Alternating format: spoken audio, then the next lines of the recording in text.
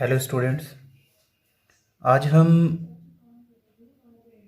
Chapter basic accounting terms की fifth video करने वाले हैं। इस वीडियो में हम बहुत सारी डेफिनेशंस को रीड करेंगे।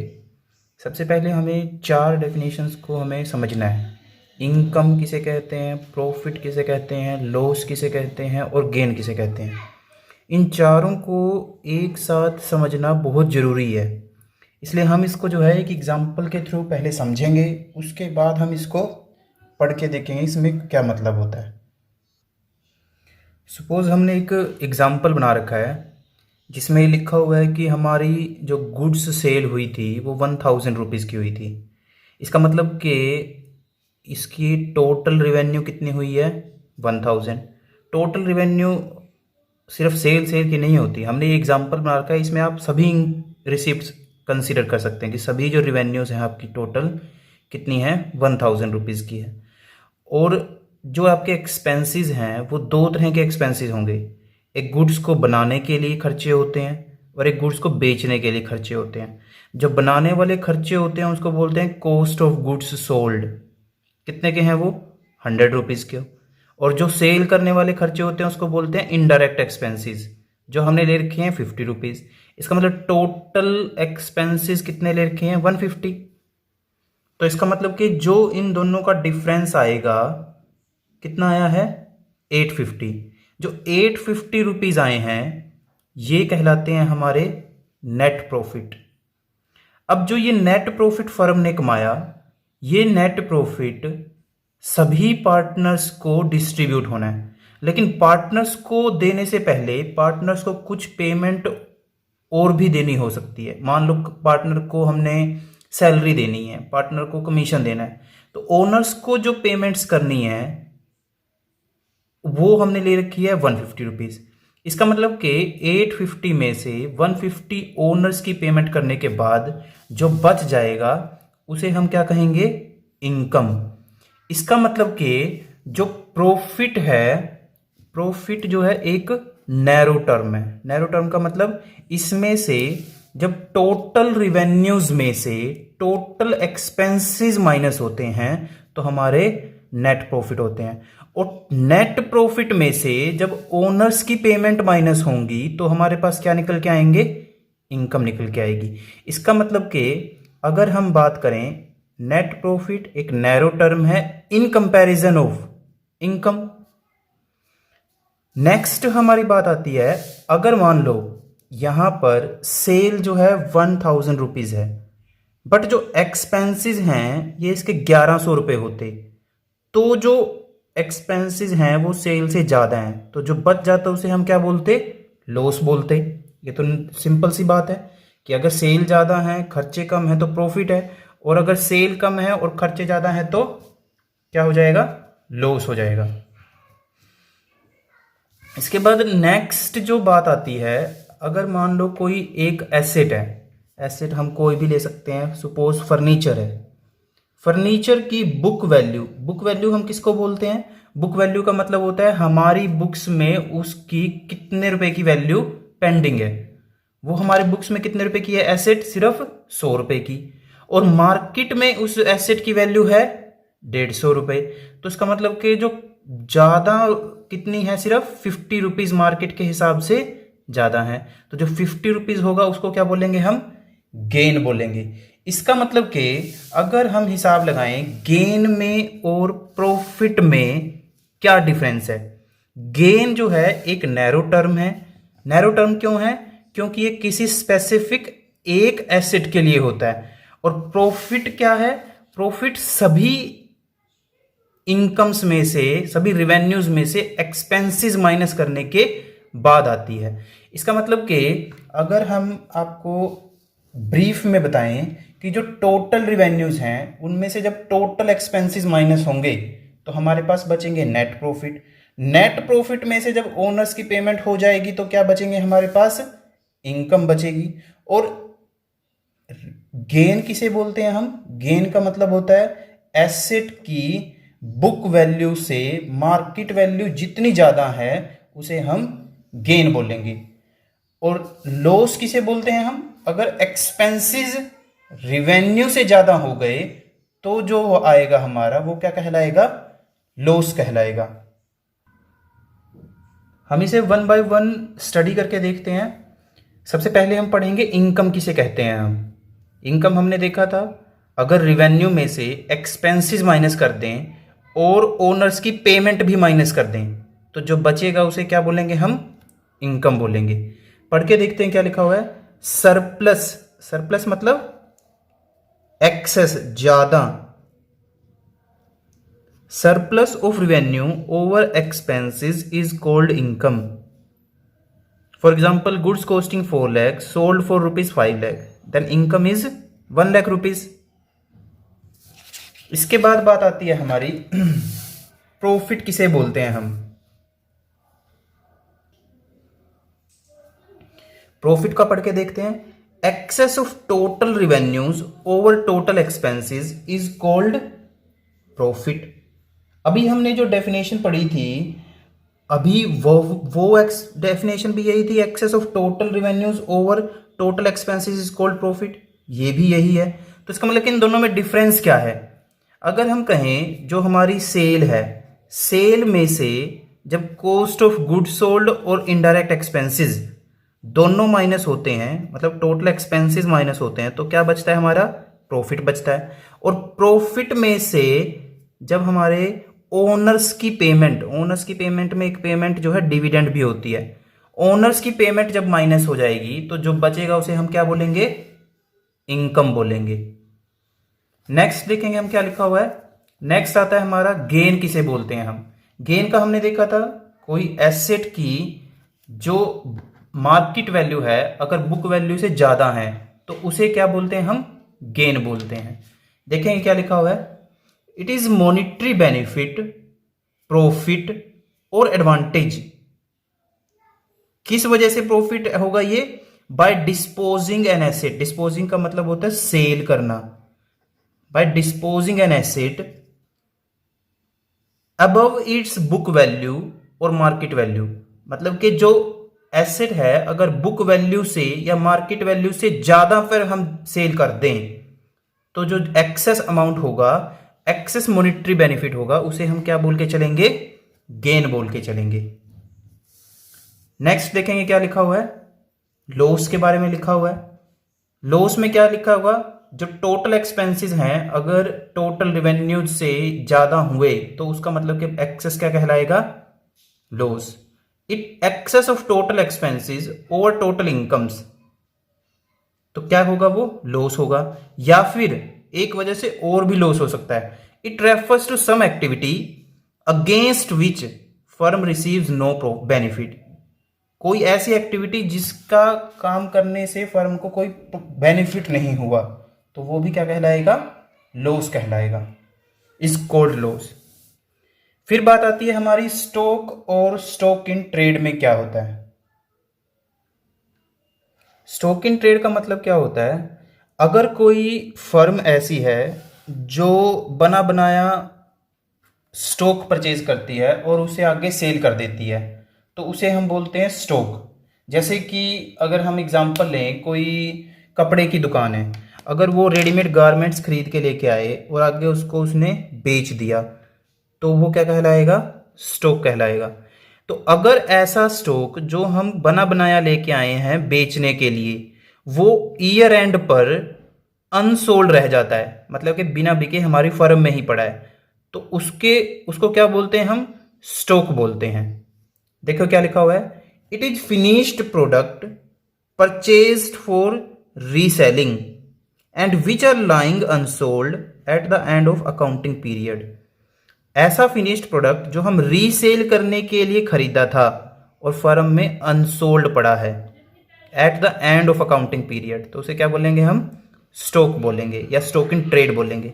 इट इज ऑफ 2 टाइप्स, ये 2 तरह का होता है हमारा।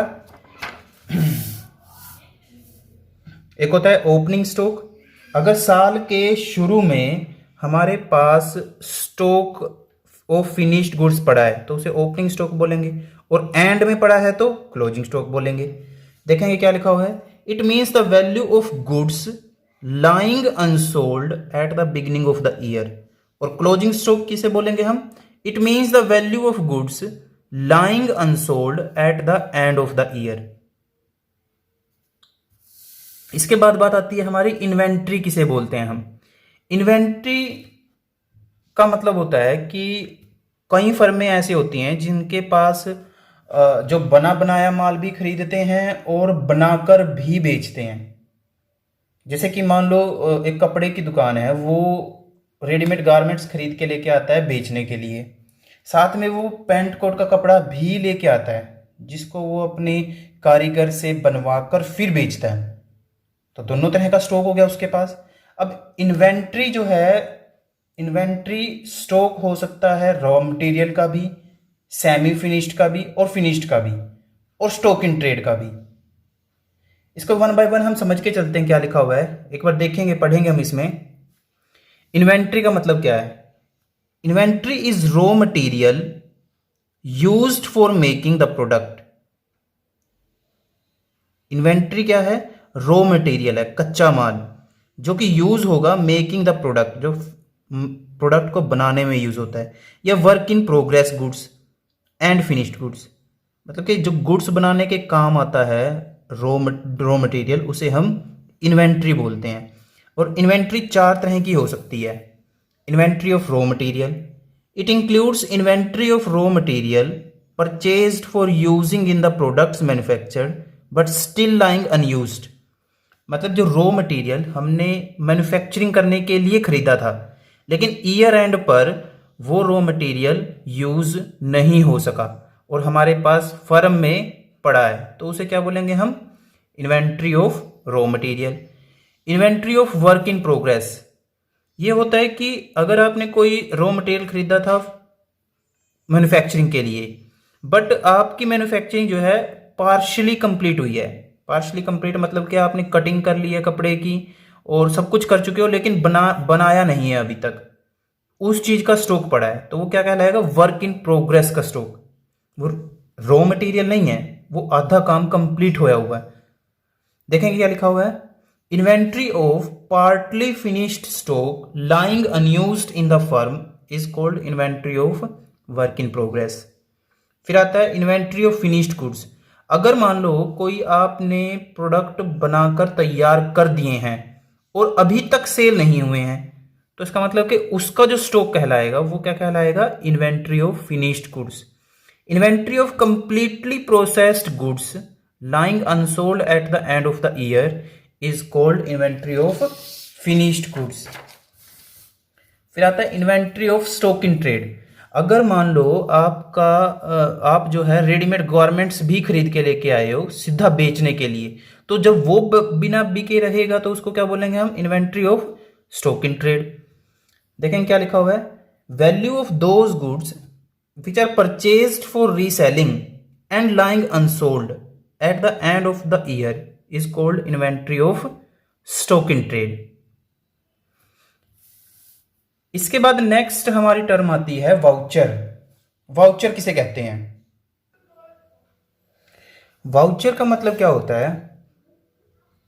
सपोज करो आपकी फर्म में आपका जो अकाउंटेंट है वो टैली के अंदर एंट्री डालता है, तो टैली के अंदर एंट्री वो किस बेसिस पे डालता होगा? अगर उसने परचेज की एंट्री डालनी है तो वो परचेज का बिल देखेगा, जो बिल होगा उसके बेसिस पे बुक्स ऑफ अकाउंट्स में एंट्री डलेगी। तो बिल के बेसिस पर एंट्री डलती है, तो ये बिल क्या कहलाता है? ये वाउचर कहलाता है। वाउचर जो है ये बिल उसको ऑथोराइज्ड करता है। ऑथोराइज्ड मतलब उसको हक देता है कि आप इसके बेसिस पर बुक्स ऑफ अकाउंट्स में एंट्री कर लीजिए। तो इसका मतलब कि वाउचर जो है वो डॉक्यूमेंट है जिसके बेसिस पर बुक्स ऑफ अकाउंट्स में एंट्री डलती है। या फिर हम ऐसे भी बोल सकते हैं कि अगर मान लो किसी की पेमेंट देनी है, अगर पेमेंट देनी है तो वो बिल लेके आएगा, जो हमने उसको बिल बना के दिया था। अगर वो बिल दिखाता है और उस बिल के बेसिस पर हम पेमेंट करते हैं, तो ये जो बिल है ये भी क्या कहलाता है? वाउचर कहलाता है। इसका मतलब किसी बंदे की पेमेंट करना किस बेसिस पे कर सकते हैं हम? उसकी वाउचर के बेसिस पे। हम इसको रीड करके देखते हैं क्या लिखा हुआ है।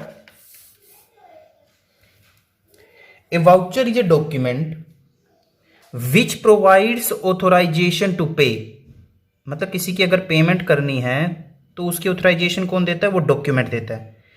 And on the basis of which transactions are recorded in books of accounts, मतलब उस डॉक्यूमेंट के बेसिस पे ही हम पेमेंट करते हैं और उस डॉक्यूमेंट के बेसिस पे ही ट्रांजैक्शंस को बुक्स ऑफ अकाउंट्स में रिकॉर्ड किया जाता है। अब नेक्स्ट आता है हमारा डिस्काउंट किसे बोलते हैं हम। डिस्काउंट का मतलब होता है छूट, जो एक सेलर बायर को प्रोवाइड करता है उसे हम क्या बोलते हैं?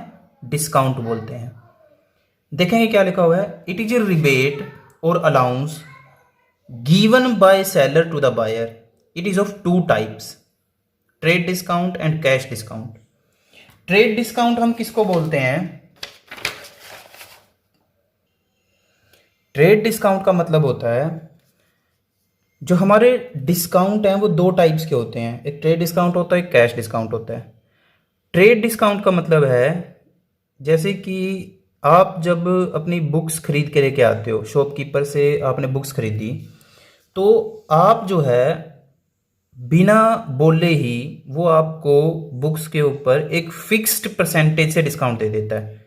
आप मांगते भी नहीं हो डिस्काउंट, तब भी वो आपको डिस्काउंट दे देता है, क्योंकि वो डिस्काउंट जो है हर एक कस्टमर को इक्विवेलेंट दिया जाता है। इसका मतलब कि वो जो डिस्काउंट आपको दिया गया वो ट्रेड को प्रमोट करने के लिए, अपने व्यापार को बढ़ाने के लिए, उसको मांगने की जरूरत नहीं होती, वो हर एक कस्टमर को दे के चलता है। और हर एक कस्टमर को क्योंकि फिक्स्ड परसेंटेज पे दे के चलता है तो उसकी उसे बुक्स ऑफ अकाउंट्स में एंट्री करने की जरूरत नहीं होती है। इसका मतलब कि अगर 1000 रुपए की मान लो 5 बुक्स हैं उसकी 1000 रुपए की, तो टोटल प्राइस कितना हो गया? 5000। अब हर बुक पे 10% डिस्काउंट देता है, तो 5000 का 10% 500 रुपये निकाल के सीधा 4500 रुपये की एंट्री डालेगा वो। तो देखते हैं हम क्या लिखा हुआ है। ट्रेड डिस्काउंट कौन सा होता है? जैसे हमने एग्जांपल लिया कि आपने बुक्स परचेज की, तो बुक्स परचेज करने पर फिक्स्ड परसेंटेज से जो आपको डिस्काउंट मिला उसे क्या कहते हैं? हम डिस्काउंट, ट्रेड डिस्काउंट बोलते हैं। और ट्रेड डिस्काउंट की बुक्स में एंट्री नहीं की जाती, मतलब कि जो बुक्स ऑफ अकाउंट्स हैं उसमें उसकी एंट्री नहीं होती है। तो इसका पर्पस क्या होता है? इसका मेन पर्पस होता है टू प्रमोट ट्रेड, ये अपने व्यापार को बढ़ाने के लिए दिया जाता है। जबकि कैश डिस्काउंट कौन सा होता है? कैश डिस्काउंट होता है जो अगर मान लो कोई कस्टमर जल्दी पेमेंट रिसीव करने के लिए किसी कस्टमर से ये डिस्काउंट दिया जाता है। जैसे मान लो एक कस्टमर है जो हमेशा गुड्स क्रेडिट पे लेके जाता है, उधार पे लेके जाता है। हमने उसको बोला कि आप जो है मुझे अभी पेमेंट कर दीजिए, अभी पेमेंट कर दीजिए, मैं आपको 5% डिस्काउंट दूंगा। तो उसका मतलब कि जो ये डिस्काउंट दिया गया, ये डिस्काउंट किस लिए दिया गया? ताकि ए से जल्दी पेमेंट रिकवर की जा सके। तो कैश डिस्काउंट जो है पेमेंट जल्दी रिकवर करने के लिए दिया जाता है और ट्रेड डिस्काउंट अपने ट्रेड को प्रमोट करने के लिए दिया जाता है। इसको पढ़ के देखते हैं हम क्या लिखा हुआ है। ट्रेड डिस्काउंट पढ़ेंगे पहले। ट्रेड डिस्काउंट का मतलब क्या है? The discount allowed at a fixed percentage on the list price of the goods is called trade discount.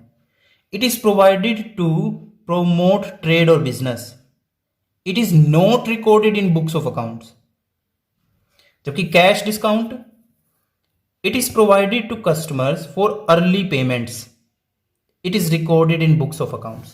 इसकी बुक्स ऑफ अकाउंट्स में रिकॉर्डिंग भी की जाती है और ये कस्टमर से जल्दी पेमेंट रिकवर करने के लिए दिया जाता है। Okay, thanks a lot, bye.